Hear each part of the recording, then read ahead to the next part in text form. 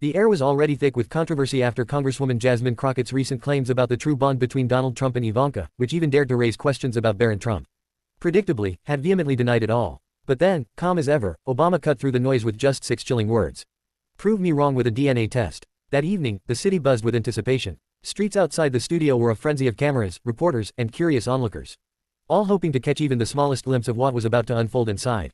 Everyone knew Barack Obama was scheduled to appear on the primetime talk show. That alone was enough to draw a huge crowd, but no one could have predicted the surprise that awaited them.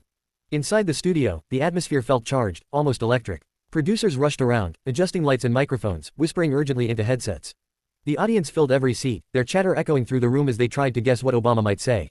The stage itself was polished to perfection, 3 chairs placed neatly under the glaring studio lights, a table with water glasses resting nearby. The host walked out first, smiling, welcoming the crowd. The applause was warm, energetic. Then came the moment everyone was waiting for, the introduction of Barack Obama. He stepped onto the stage with the same calm stride that had defined his years in the public eye. The audience erupted in cheers. Obama smiled, nodded politely, and took a seat. For a moment, it felt like just another interview, but then out of nowhere, the unexpected happened. The host's voice cut through the applause. "And joining us tonight, President Donald Trump and Ivanka Trump." Gasps filled the studio. The camera swung to the side as Trump appeared, his expression bold, his posture upright, every step deliberate.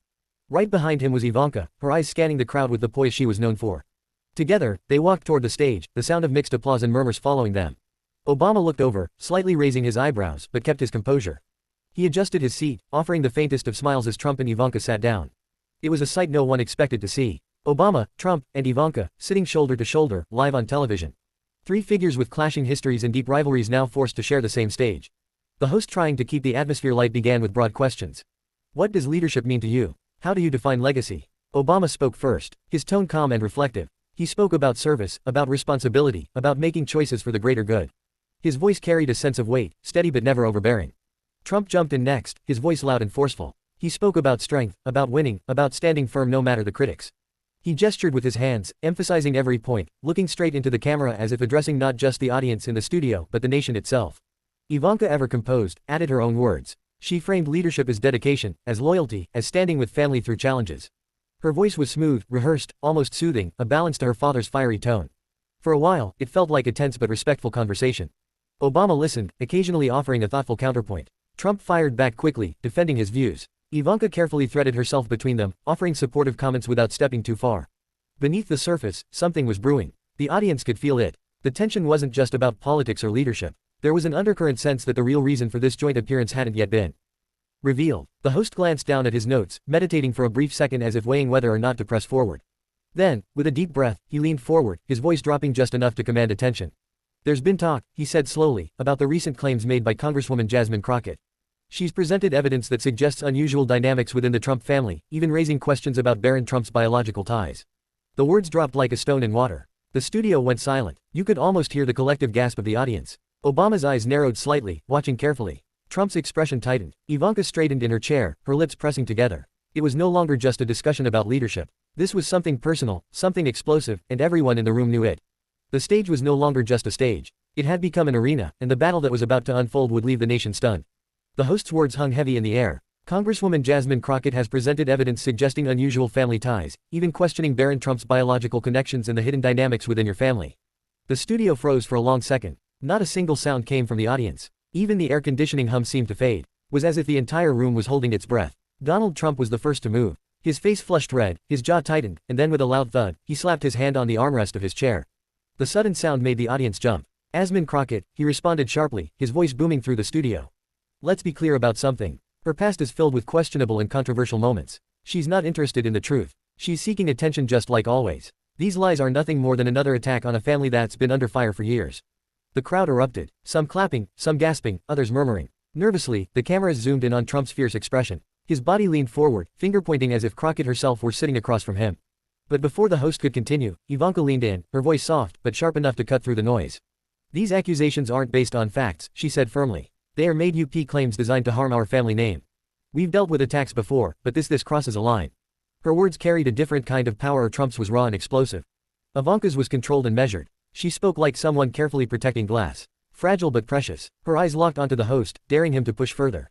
For a brief moment, it seemed their defense was working. The room buzzed with divided reactions. Some nodded along, convinced the accusations were nothing more than another political stunt. Others looked uneasy, whispering under their breath as if the claims had planted a seed of doubt they couldn't ignore. Trump, sensing the room's shift, doubled down. He raised his voice again, leaning back in his chair with defiance. Crockett has no credibility. Everyone knows it. She's desperate to make headlines. She'll say anything, absolutely anything, to get attention. These so-called evidences are fake. They're weak. They're pathetic. And frankly, they don't deserve this stage. The studio lights glared down on him as he spoke, sweat beginning to show on his forehead, his fists clenched on the armrest, his chest rising and falling quickly. He was angry but also cornered. Ivanka quickly reached over, touching his arm for a moment, and she turned back to the audience, her voice steady once more. This isn't just about politics. This is about family, about loyalty, about protecting the people we love. To drag Barron into this ... It's cruel. It's beneath anyone who claims to care about truth. The audience reacted with a mixture of sympathy and suspicion. The line had been drawn. The Trumps were not only denying the claims, they were trying to discredit Jasmine Crockett entirely. For a brief stretch, the strategy seemed to work. The host shifted uneasily in his seat, glancing at his notes as if wondering whether he had gone too far. The cameras panned across the audience, capturing faces caught between disbelief and curiosity. But then the camera cut to Obama. He hadn't said a word during the entire exchange. He had simply sat there, hands folded, eyes calm, watching. His silence was louder than any interruption. And when the host, perhaps trying to break the tension, looked to him for comment, Obama leaned forward ever so slightly. His face was unreadable, his tone still calm. The audience straightened in their chairs. They knew something was coming because Barack Obama was about to take control of the conversation. The Trumps had no idea what he was about to unleash. For several minutes, the studio had been dominated by Trump's thunder and Ivanka's careful defenses. Their words filled the room. Their anger filled the cameras. But through it all, Barack Obama sat silently, his hands folded, his face calm.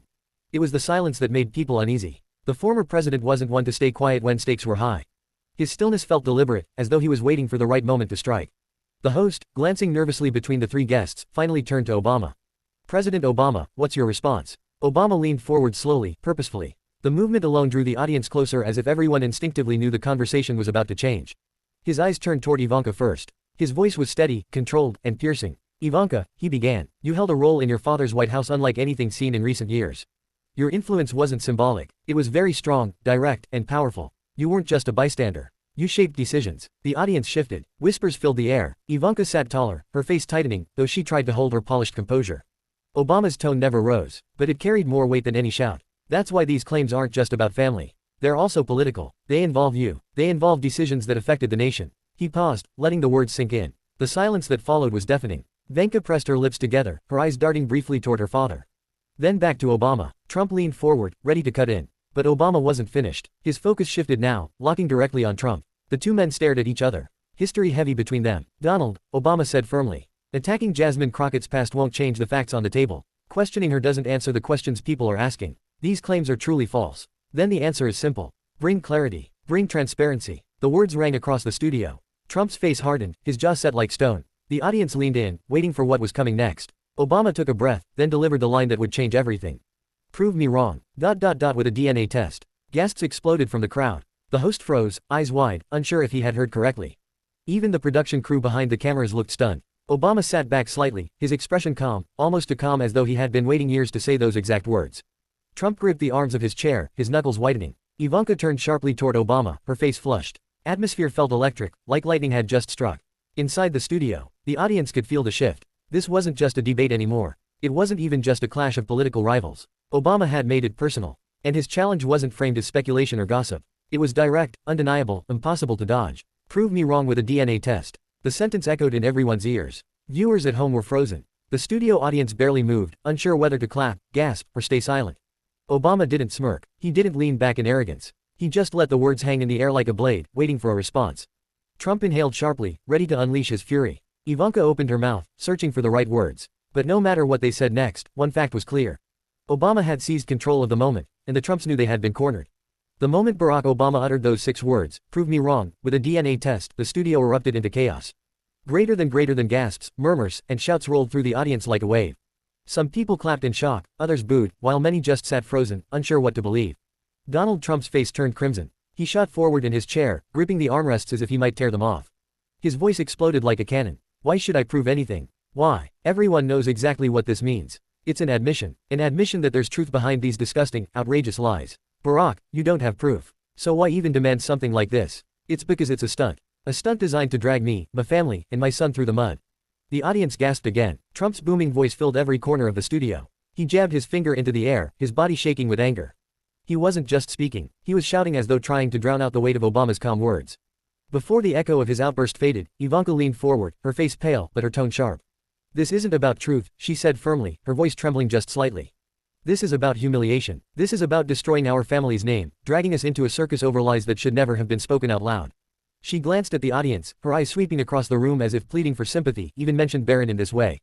"It's cruel. It's beneath anyone who claims to care about the truth." The room stirred. Some nodded, visibly moved by Ivanka's defense. Others whispered among themselves, unsettled, torn between her words and Obama's piercing challenge.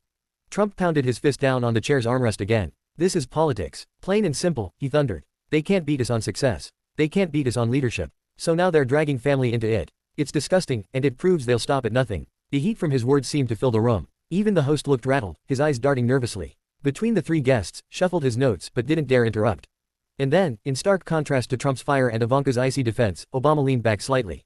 His hands stayed folded, his expression never wavered. He waited. He allowed the storm to rage around him before cutting through it with a voice that was low, steady, and calm.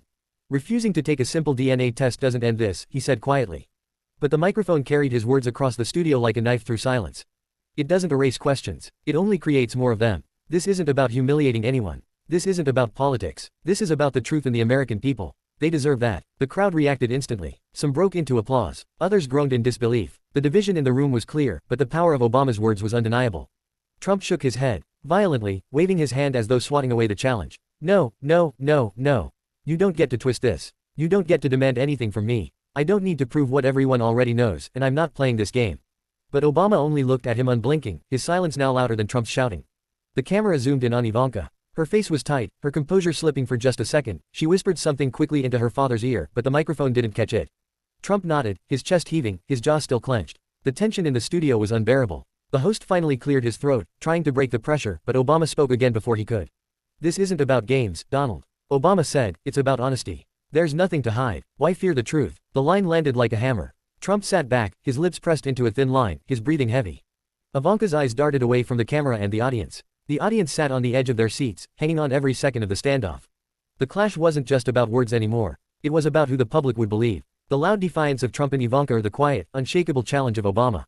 And in that moment, it was clear. No matter what came next, the fight had only just begun.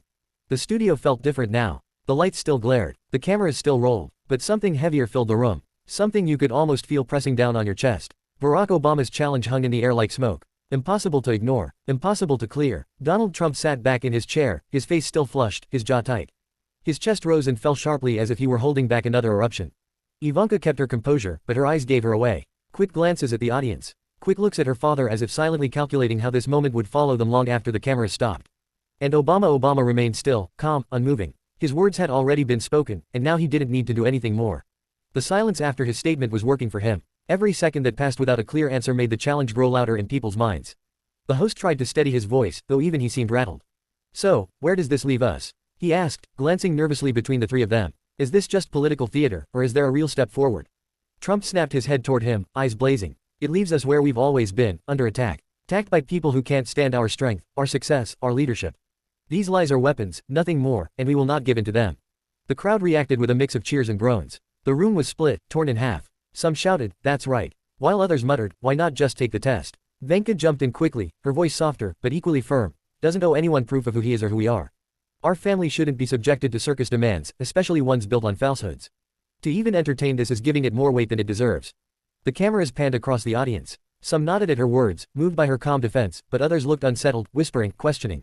The seed of doubt had already been planted. Obama finally shifted, leaning forward once more. His tone was calm, but it carried the kind of weight that cut through the noise. "No one is forcing you, Donald. No one is forcing you, Ivanka. Yet, but let me say this clearly. Refusing a simple test doesn't silence these rumors. It feeds them, and the longer you refuse, the louder they become." The audience erupted again. Gasps, claps, murmurs, all blending together. The tension felt like it could snap.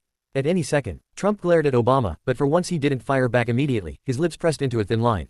Silence said more than his words could have. Bona looked down briefly, then back up, her expression carefully neutral.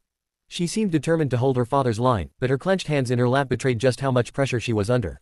The host cleared his throat, clearly desperate to bring the broadcast to some kind of conclusion. "Well," he said cautiously, "it seems the challenge is on the table. Whether it will be answered remains to be seen." The cameras zoomed in first on Trump's steely glare, then on Ivanka's guarded composure, and finally on Obama's calm. Unreadable expression. 3 faces, 3 very different reactions, all frozen in the same moment. The broadcast ended without resolution, no agreement, no test, just questions. And those questions now belong to the public. Was this just another smear designed to weaken the Trumps? This is a breaking news alert from USA Now. Subscribe now for live updates on politics, crime, and the economy.